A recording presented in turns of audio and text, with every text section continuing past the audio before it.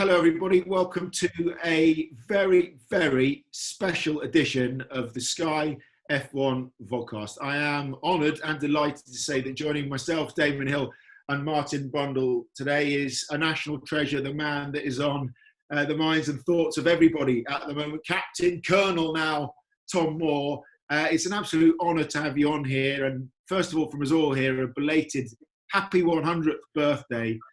Amazing stuff. Joined, of course, by your grandson, Benji, today.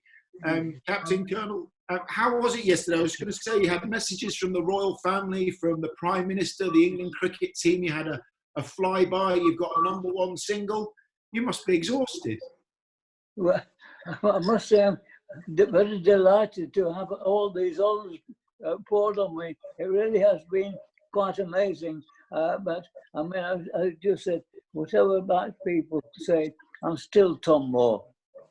Still Tom Moore, and still Tom Moore, who is, we understand, a Formula One nut, if you like, and so is your grandson. We decided we better, as you're so immaculately dressed, put on our best bib and tucker today. We haven't had many opportunities to do that. Can I ask you, Tom, when did you first get into Formula One? I think before we say that, you see, I start before Formula One. I start when it was the Grand Prix, and all these fancy names of Formula One and Formula Two. That was new when I was starting watching car racing. But with Formula One, I think probably my first occasion would be at Silverstone, which is quite a few years ago, when before Silverstone was so big as it is now. But I mean, it really is now a super course, and people like Martin have been doing their bit, trying to make it a little bit faster all the time. Captain Tom, Martin Brundle here. I feel I should call you sir, actually. At 100 years young, you've seen all of the 70-year history of Formula One. As an adult, which was your favourite era and who was your hero driver? I think we had one of the people who started it, who was important, was Niki Lauda. I mean, he was a great person, and like so many very good drivers, he got himself into trouble, but lived a long time. But he was a start of a lot of very famous drivers. We had our own Sterling Moss, but Sterling was a little bit younger when Nicky started. Captain Moore, it's Damon Hill here. I remember you, and I remember your father too. Oh, right, yes, indeed. Of course you would do. You remember my dad. I was watching you watch the flyby yesterday with the fantastic Merlin engines. I know you love your engines, and you work with tanks, and the engineering side of it's big. But you also raced motorbikes. When I raced motorbikes, and you were on a Scott. Where did you race bikes? I was in motor racing, but I took part in many long distance vintage motorcycle occasions, which I did ride a Scott several times. I also had a 1912 BSA, which you pedalled to get started. So times changed, but they were very interested, and I followed you and your father. You've been a great father and son team. Well, thank you very much indeed. Honoured to get some recognition from you, the great man himself. I know you had a good collection of cars yourself too. I know Martin Brundle loves his cars. What road cars did you have? I didn't actually have a racing car, but I have various cars, but I never set out to be a car racer. I think it's much too dangerous for souls like me. You all did it so well, but not me. Which does it frighten you sometimes when you see the F1 cars, especially in the old days when they were flying off the road and catching fire? Some of the scary things we saw. What, in the racing? Yes, it was. I was all in. I never ever enjoyed watching you.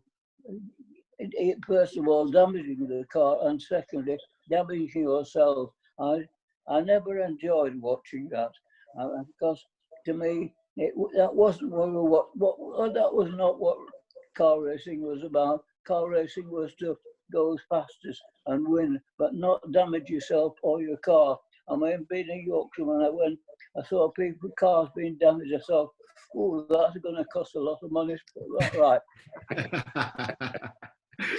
Captain Tom, we know that your house is just 12 miles down the road from Milton Keynes, which is Red Bull Central. And I know, Benji, that looks like, though, it's Lando Norris's helmet that was presented to Captain Tom the other day. We understand that there's an allegiance towards McLaren. Is that the case? And where did that come about? Yes, I believe we're both quite big McLaren supporters. I mean, he was talking about Nicky Lauda, who was affiliated with McLaren. I personally, it's been a team I always support. I'm a huge fan of Lando, but Jenson Button was my inspiration to start watching F1. So I believe we have a bit of an allegiance towards McLaren. Was it handed down from grandpa to you? Is it the whole family? Do you sort of get around on a Sunday and enjoy the race together? Yes, I'm trying to do it more and more, but obviously this season's a bit off now, but I'm going to try to watch as much as I can with him, especially this season with the helmet right beside us, and hopefully Lando can pull off some results. Captain Tom, I understand McLaren have offered a trip around the MTC. I don't know if you've been there before. I mean, you could say it's like a Bond villain's lair, but it's an amazing place to go and look at all these great cars from the past. You must be looking forward to that. And when we come out of these times, it'll be something to look forward to. I mean, I'm looking forward to that when things are a bit clearer and I may be able to walk a little bit faster. But I mean, McLaren, you see, I can remember when McLaren was not just as it is, but was the winner. McLaren used to win and win and win. And one day, I'm sure it'll be the same, because McLaren are improving all the time. We have a younger man than you who is a man we very much love in Formula One. He's a whippersnapper at just 96. The great Murray Walker, of course. You must have listened to him a lot. Did you ever meet Murray or see him? I've been thinking for some time of the name of Murray Walker. But, I mean, I was a great follower of Murray Walker. I mean, again, it was the family who kept things going. I mean, they were a great family, the Walkers. And I used to watch and listen to them both. Thank you, they were great. He was also in tanks as well, wasn't he, Tom? He was in the tank regiment, I believe, himself, Murray Walker. It was, so I didn't know that, but that's information, because no doubt it'd be a very good one too. Absolutely. Look, we know you've had lots and lots of messages from the entire F1 community. Let's have a look, if we could, at a few of those that came to you yesterday for your birthday. Captain Tom, I just want to wish you a very happy 100th birthday. Just want to wish you an amazing 100th anniversary. I just wanted to wish you a very happy 100th birthday. It's my privilege and pleasure to wish you a happy 100th birthday. Huge congratulations for your extraordinary achievement. I wanted to wish you a very happy 100th birthday. Happy birthday is a big number, 100. You did 100 laps. I'm not there yet, but I'm trying to catch up. Happy 100th birthday. Happy birthday. Happy birthday, Captain Tom, and congratulations on an extraordinary achievement for the NHS. Wishing you, Tom Moore, a happy 100th birthday.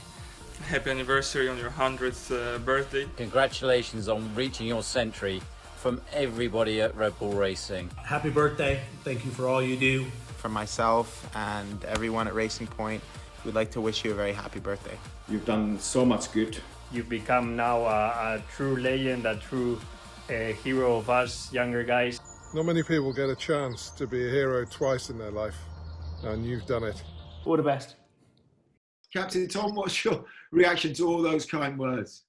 Absolutely marvellous. I mean, that was outstanding, because so many of those names I've known so well. I mean, it would take, again, there was a case of it with the science, father and son again. I mean, and I think father is still continuing in his rallying nationally. So again, I think it's marvellous when we get families time after time, sons and sons continue. It's great, and I think we'll be with the Williams, where Frank Williams now, because his daughter continued following Frank, I think being fabulous in it. It's great. We know that Lewis Hamilton contacted you as well on social media, the most successful British driver of all time. What are your thoughts on him and going to equal Michael Schumacher's record of 7 if he can do it? It's one of our drivers who's continuing, and in the time when we used to have Michael Schumacher and then Vettel and Rosberg, was it? Yes, they were winning, and I got rather bored of listening to the German national anthem. Now, I don't get bored listening to the English national anthem. Captain Tom, obviously, appreciation and congratulations and thank you for everything you've achieved. I know so many people have said that to you, wanted to say that to you, but when this whirlwind is over, what happens next for you? Well, I'm waiting. I mean, I was very disappointed that the Formula One didn't start with Australia. All the days of the year I've got in my diary, been having to keep crossing them off.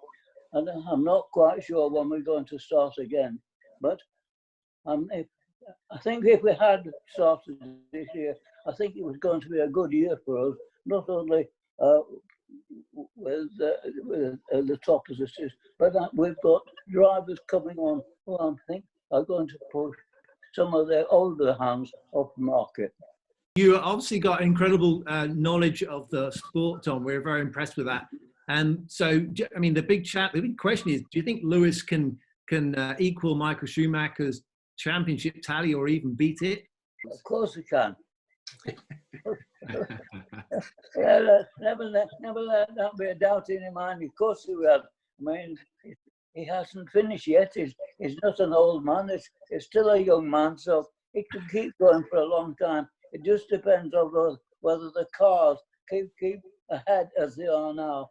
I mean, there are other cars who are doing their best to catch up and pass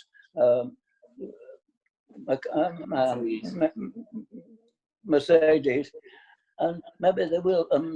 Then perhaps there'll come a time when we can have the national anthem not only for the first, but also for the second.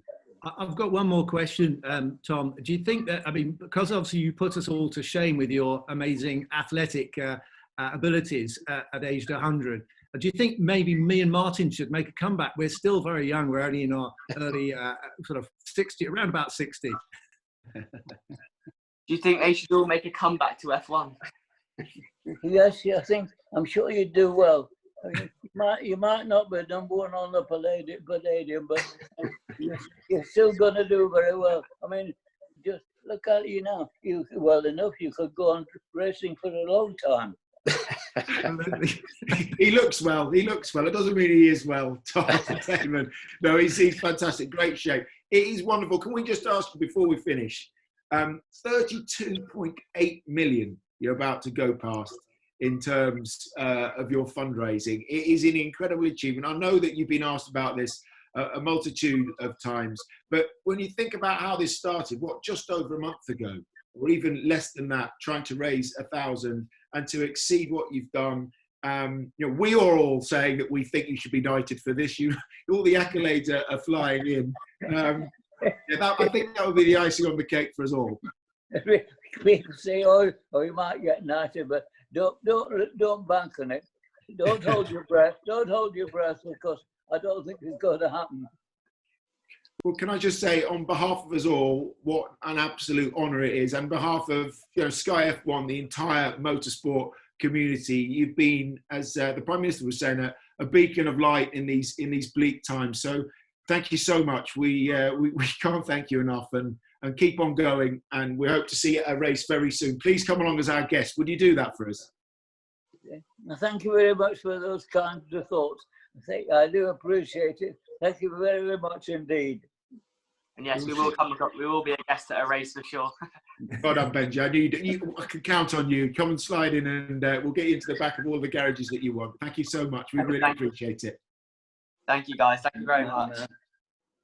What a great man. And talking of great men, today, of course, is the 26th anniversary of the death of Ayrton Senna. May the 1st, back in 1994. Damon Hill, of course, was his teammate on the day. 26 years since that fateful day back in Imola. You guys were there, but Damon, obviously, as his teammate, we've done a lot with you in the past about that. Is it still crystal clear, the events of May the 1st in 94? I think certain things are clear. I did actually review, there was something you can see, the rerun of some of the build-up to the race, which I'd completely forgotten about. And, there's interviews with us guys preparing for the race just before, and Martin was actually driving then. He wasn't actually asking the questions. It was the BBC, I think, were doing it. But it's chilling when you look back, how we were unaware of what was to come, and also of the magnitude of the events that would follow from and the fallout from Imola. It was a life-changing, as far as Formula One went. It was life-changing for many of us, and obviously we lost 2 drivers that weekend. It was a pretty disastrous weekend, one way or another. Martin. Yeah, I mean, it's an awful day. May Day 1994. I was in the McLaren that Ayrton had stepped out of to go to Williams to join up with Damon.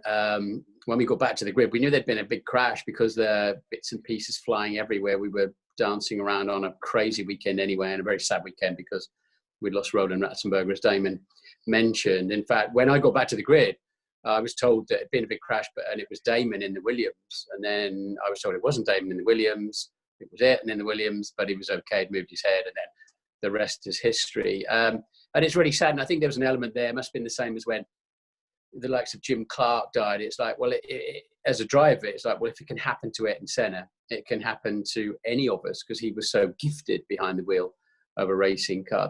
Turns out he was incredibly unlucky. It was a big shunt, but it could have, he could have just stepped out of that and walked away, as so many of us did in big crashes. So the thing that stands out most to me was the silence, the deafening silence after the race, as people just mooched out of the venue. You could hear some crying going on and disbelief in the paddock, and that that hasn't lessened in the intervening time.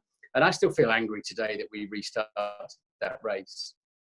Do you, Damon, feel angry that the race was restarted? I don't feel angry. I think it's a little bit like the situation we're in today. I think we look at the way people respond, and we ask ourselves whether or not these are mistakes. But I think that in the pressure of the moment, there may have been good reasons to carry on. I think people took the view in those days that you have to kind of complete the event somehow. You have to get to the end of the event because there may have been crowd concerns and stuff. I don't know. I mean, people make snap decisions in crisis moments like that, and they kept the true condition of Ayrton under wraps, I think, until the end of the race for a reason. But I was in the same vehicle, and they didn't actually know for certain whether or not it was something wrong. There was something wrong with the car or not. So it was a bit of a gamble setting me off again in the Williams. But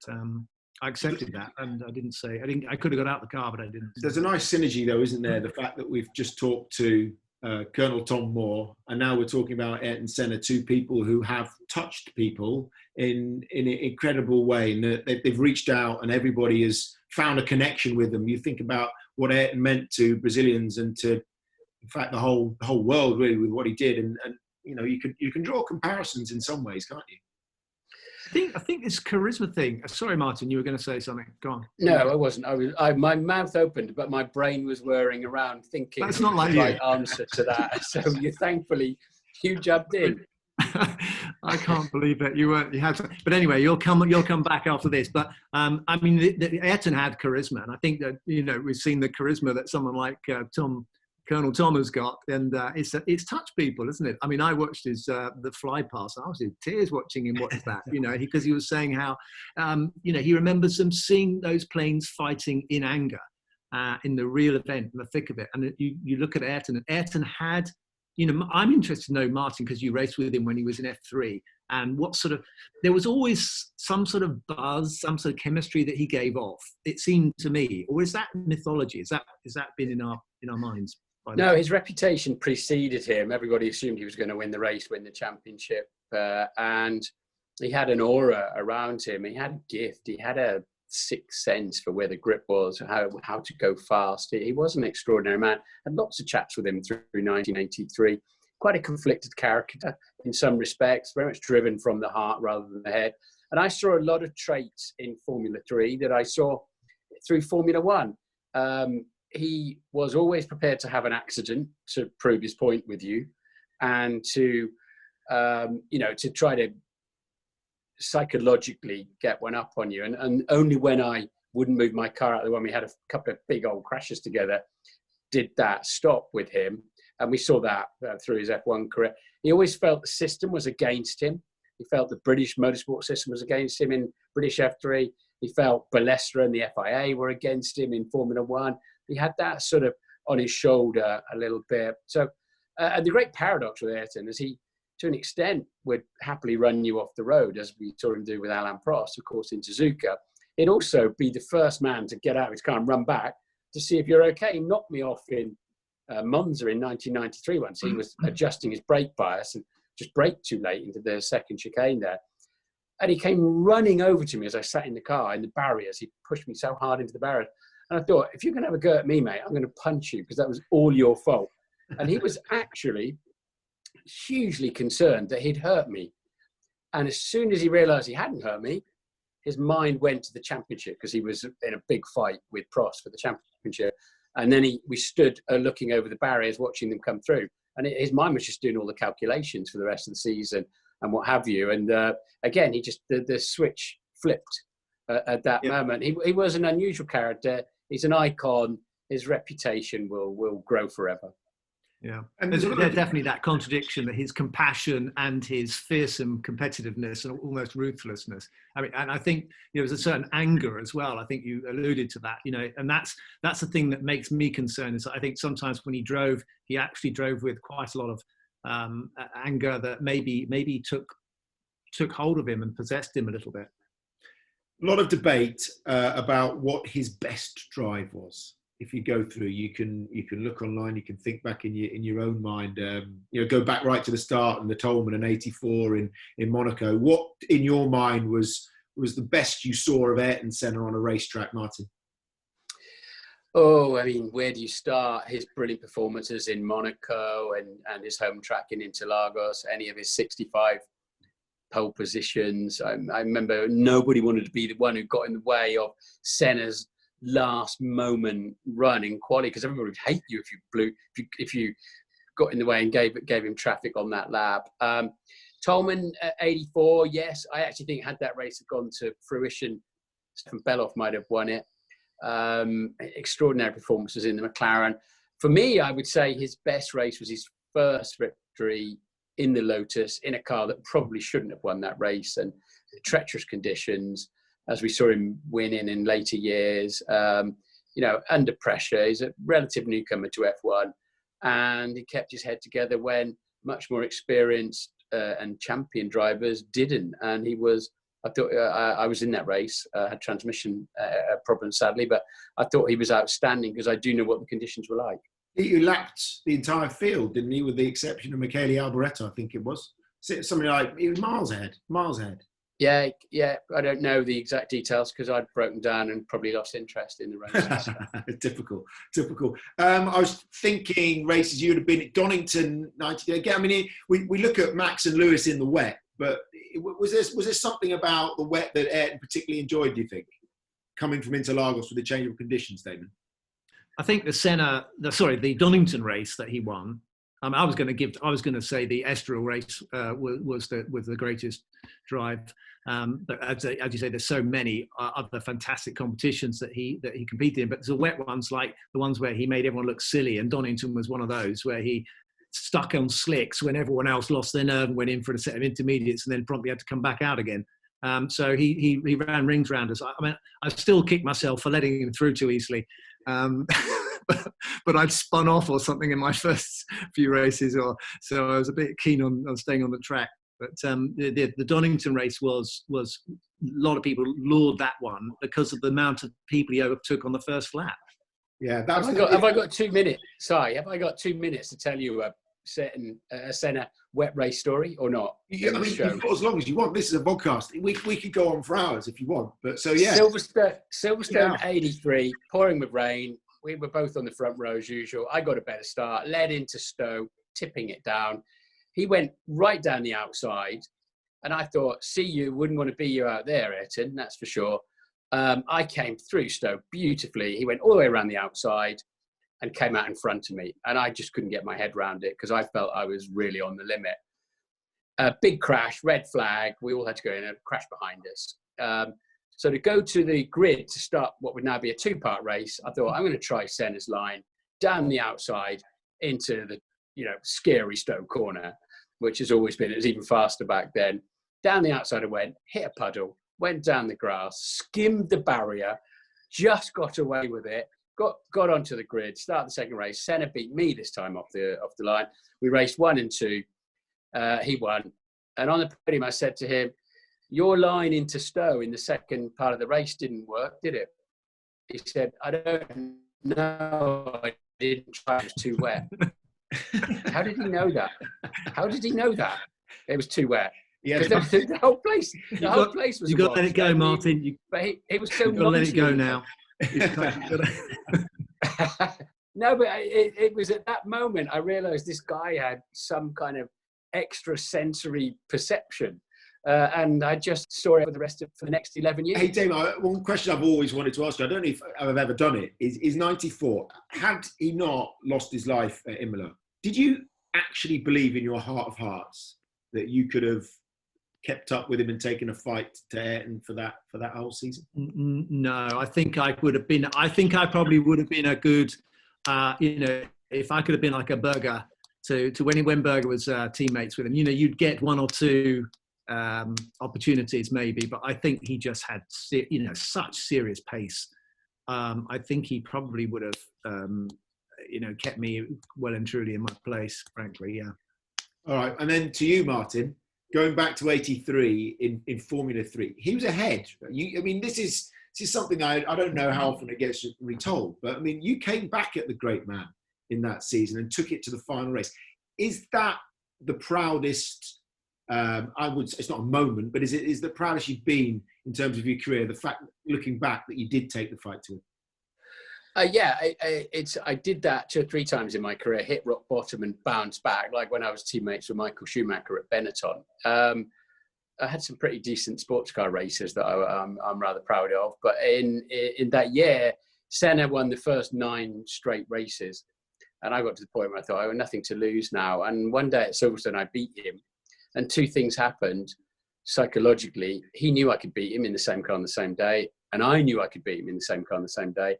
And his head fell apart, and I just started winning races. He was crashing. He crashed into me, landed on my shoulder once, and so sport's all about the head, isn't it? And I suddenly realised I could beat Ayrton Senna in a Formula 3. But he went on to much greater things, of course, in Formula 1, and it was just a privilege to race against him.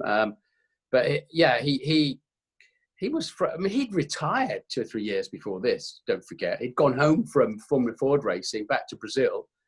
And given up on the whole of motorsport, and then sort of came back, and he still had the reputation that he was unbeatable. No, it's always good to talk to you too about the great man. Best story about him inside or outside the car, shall I say, in the paddock? I mean, could Ayrton party with the best of them?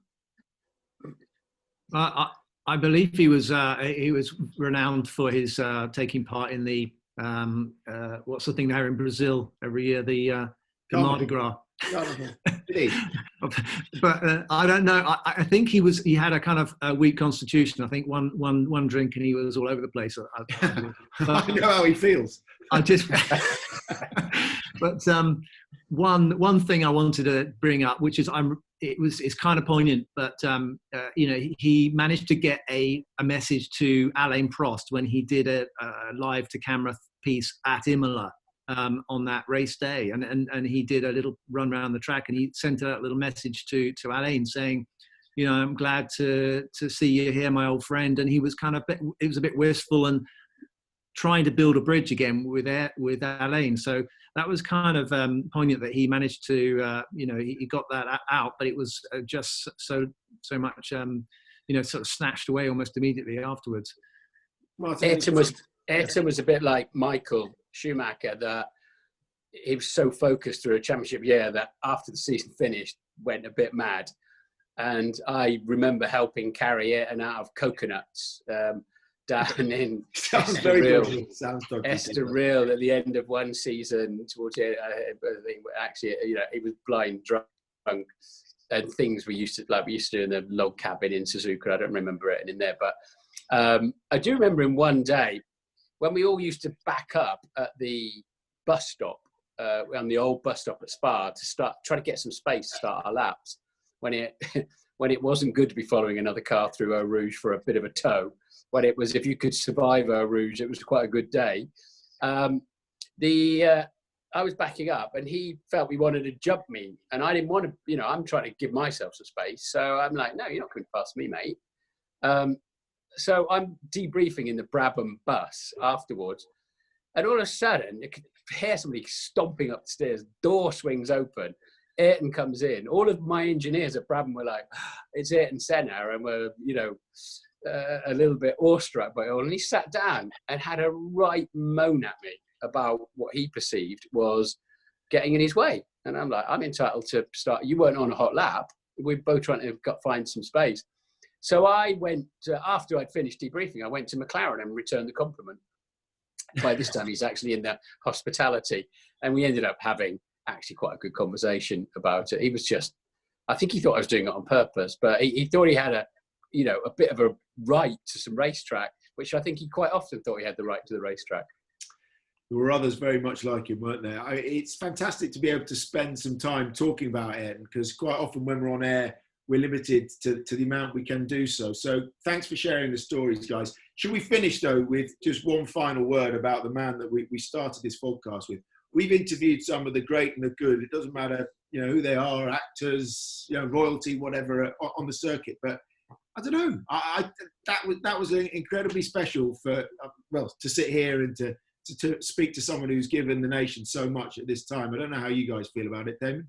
I don't think we can top Tom, Captain Tom, Colonel Tom. I don't know what we do next after that. I mean, he's an amazing man.